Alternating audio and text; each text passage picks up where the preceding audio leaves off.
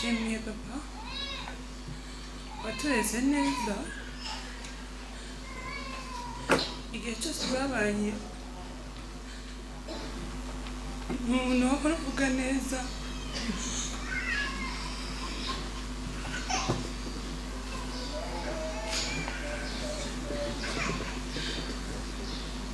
yatureze nk'umubyeyi mwiza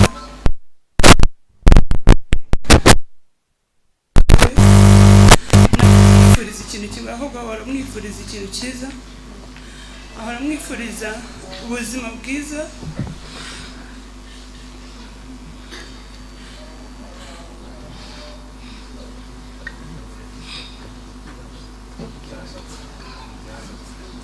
shimye papa watureze akatwigisha aho twari tugeze n'igihe nari maze fomfo n'abandi bose bari bagiye kurangiza umusaza nyumurekera ari muri form 3 undi form 1 ako ntabwo bivuze ngo nkagiye ngo ntabwo zarangiza kwiga papa agenda afata urugendo rwo kugenda yaransezeye arambwira ngo bibaye ngombwa ko ngenda nshobora kugaruka amasingaruka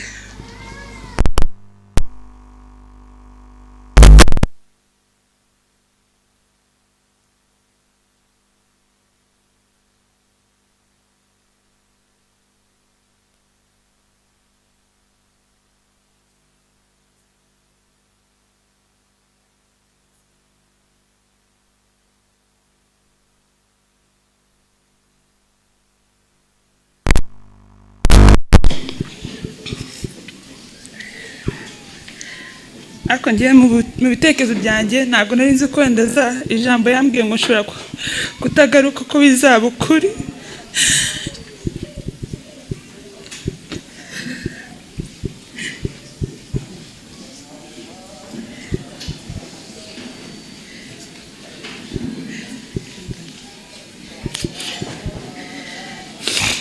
ariko ibyo byose ni ibigaragaza ubutwari nuko yakundaga Kongo mu bitekerezo byiwe amajoro menshi yararaga ni Kongo gusa yatekerezaga wasangaga na saa 8 za nijoro zigeze ari kuri telefone aho avugana n'abantu utazi aho kumva gusa buri kintu cyose ni Kongo ari kimwegeza kuvuga ngo nyine twese turi muri bya processes aravuga ngo none uyu mwaka nibiramuka bidakunze genza ataha njye gutabara ubwoko bwacu bwo muri Kongo urumva n'umuntu ubuzima bwe bwose umutima we wose wabaga muri Kongo nubwo yabaga hano ariko umutima we wose wabaga uri muri Kongo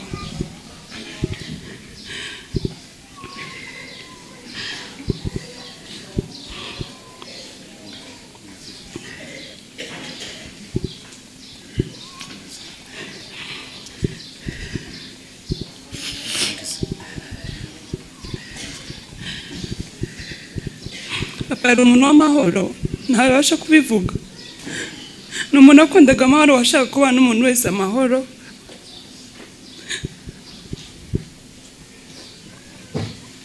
ndibuka tubwira tubana muri plot n'abantu benshi ahita atubwiraga ngo sinkazumve umuntu ari we wese utonganira hejuru ikintu cyose nkuko twasangiraga ibintu byinshi amazi n'ibindi bintu byinshi muri plota abo ngo sinkazumve n'umuntu n'umwe utonganira ikintu ahubwo twoburara naho kumva ngo uri gutonganira hejuru y'ikintu urumva amahoro yaramurangaga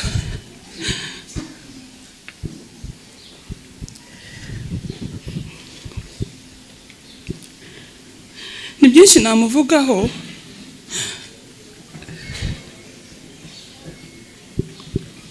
kuko yari inshuti yanjye cyane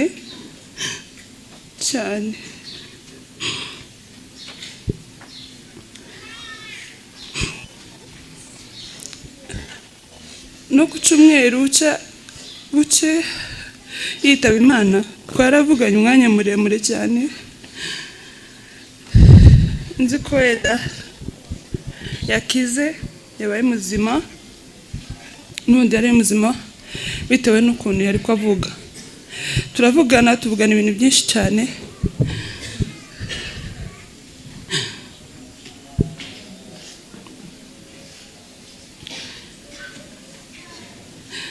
Uce kwa mbere mama arambwira ngo yadusize. Ubutekerezo nta nubwo nugeze numva ko wenda yagenda uwo munsi, ama wenda yazitaba Imana, kuko ni byinshi numvaga yari afite kuzageraho hejuru ya Congo. Nanizi ko azava wenda nko muri prison, akaba umuntu ukomeye sinzi, wenda ntekereza ko wenda ashobora no kuba na perezida, nk'uko ibintu yakoragamo, wenda ibintu yavugaga n'ibitekerezo byiwe, wenda ari kuba na perezida. Ariko Imana yabikunze, we n'umwanya yari afite ku isi, Imana iramutwara. Ndangiza, ni byinshi navuga kuri papa, ariko ndasaba abanyamurenge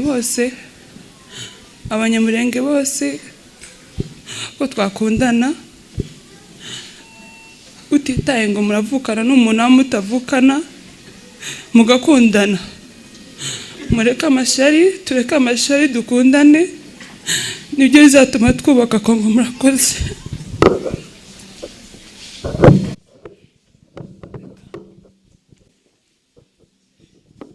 Ndabashujije mu izina rya Yesu. Today we are all gathering here to honor the life of my dad.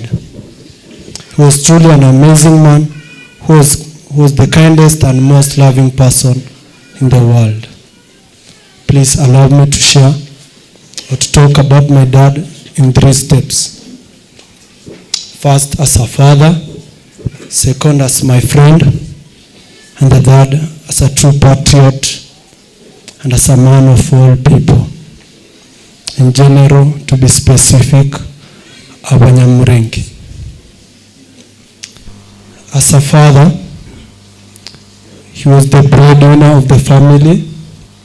Niwe warutunze familia yacu. My father had a universe of love. Yari afite urukundo rwinshi muri we, ubwo yes, he could give a portion of it each and every day to us. He took all the responsibilities of a father, and that was why here we are celebrating his life. He stood for all of us whenever we are in need. Yarari ready buri kanya kose kutudefendinga ka family yiwe. He was the captain who could fly his family to many places where he thought life will be better and peaceful for us. Yadukuye mu bihugu byinshi atekereza ko byoba nyine ahantu adutwara ahantu hari safe. That is from Congo, to Rwanda. We stayed in Uganda and now we are residing in Kenya. We always trusted him because we know that he always wished the best for us. To my father, tulikuwa tunamwaminia sana because I believed it was rare for him to commit a mistake. Though yes, kila mtu si perfect, but we always trusted in our father. As a friend, as my best friend, I never had anyone like my father. He has been a good role model for me. First, I never seen my dad drunk. I've never seen my dad assaulting my mother. We have lived in peace. Ntabwo nyabona papa akoresha ibiyobyabwenge cyangwe gukora kuri mama in a harmful way. Ahesa kubita mama. Yes. As a friend, he was a disciplinary master to me. Whenever I made any mistake, my dad was there, ready to pinch me, ready to cane me thoroughly. And that I'm grateful for that. For that has made me to overcome many challenges out there, what the youth are facing, drug abuse, and many other things. But because of my father, I have been able to go through those challenges. He installed in me a lot of self-control. My father wished the best. He wished the best for me. He took me to school. He mentored me each and every day to be a great man, to be a man of value, not only for the family but for the whole of Mureke.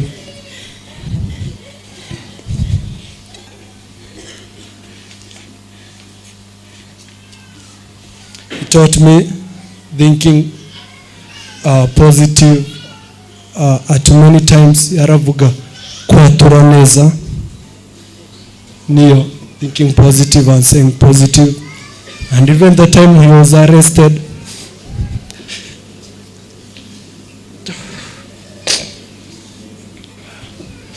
when he was arrested, I got the news and I tried to be somehow positive and said, and remember that izina jiwe ko yitwa Runoro, and I said that for gold to be that shiny, to have that coloring of gold, nagu ibisa uramondo bifite, it has to be passed through a lot of fire. Gomba guchanwa mramnish. So I said, oh, okay. So the prison is the fire, all right. And one day my father gonna come out and is going to be a great man. Yes, okay. Not forgetting how he was funny. My dad was a funny guy, though he was a little bit of serious, but at time he was a funny guy, so that he can put a smile on our faces. Yes, as a patriot, this is the third part. I won't say much about being a member of 21. You have heard about it, where they were in Kakuma.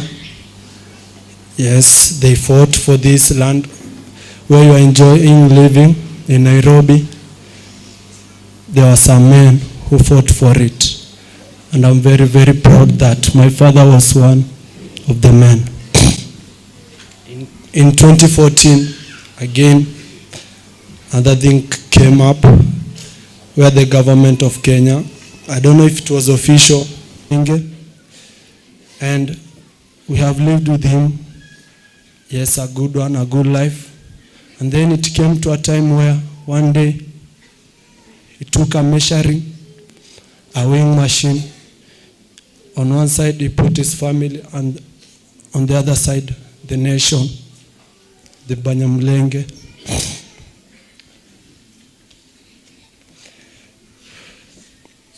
And then my dad concluded that Banyamulenge were more heavier than his family.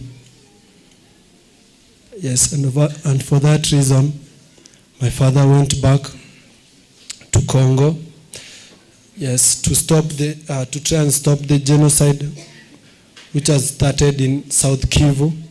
The government did nothing to stop it, but instead collaborated with the killers. And international community was just watching people being killed. My dad stood to go and give hand to young men. Big up to those young men in those high mountains We love you and we really appreciate. It is because of you that as we have a place, Minembwe, it is because of these people. And my father was among them who led the struggle. My dad took a hand, Kigwaneo and Droid, who stood to protect their people and land. Today, Banyamulenge are in Minembwe because some people fought and protect the people from being killed by the enemies. My dad was among the leaders who led this struggle until he was captured at Minembwe Airport and sent to Kinshasa. He was not a soldier. He was not a professional soldier. He has not gone to any military school. But my father fought like one. He was a man who stood to fight for life of his people, for freedom and for his country. He had a dream for seeing his people, Banyamulenge, free in Congo and beyond, and his country peaceful. He was a selfless leader who fought not for his personal gain, but for freedom and peace, and for unity in Congo. He really lived a meaningful life. And to you, Banyamulenge, the struggle my dad, yes, this is for you. The struggle my dad died fighting for is not yet over. It is continuing. But I thank for him and the other leaders that they laid a foundation. He died not in vain. What he died for is worth it. He gave his life to see freedom, to see peace. Today our people are in Minembwe because they fought for it. And here we are. We are proud of it. That at least we have some species of Banyamulenge. Yes, they're in Minembwe. But that is not yet enough. We need to see all the Banyamulenge all over Kivu, all over the places, ruguru hose, nago Minembwe honyine tugomba gutura, but also the whole of Mulenge host, and even in the whole DRC. We as Banyamulenge, let's have unity. But we need to see Abanyamulenge barasubiye gutura n'ahandi hose hasenyutse imurenge. We need to rebuild that place, Mulenge.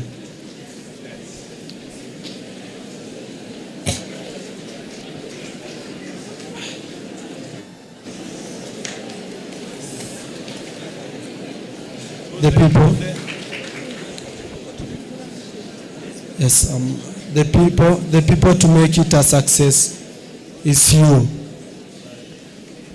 Everyone who's watching online, wherever you are, as a Banyamulenge, you are the one to make it a success for what my father and the others started. You who are listening to me, we as Banyamulenge, let's have unity with it. We're gonna win every war that comes in our way. The key is the unity.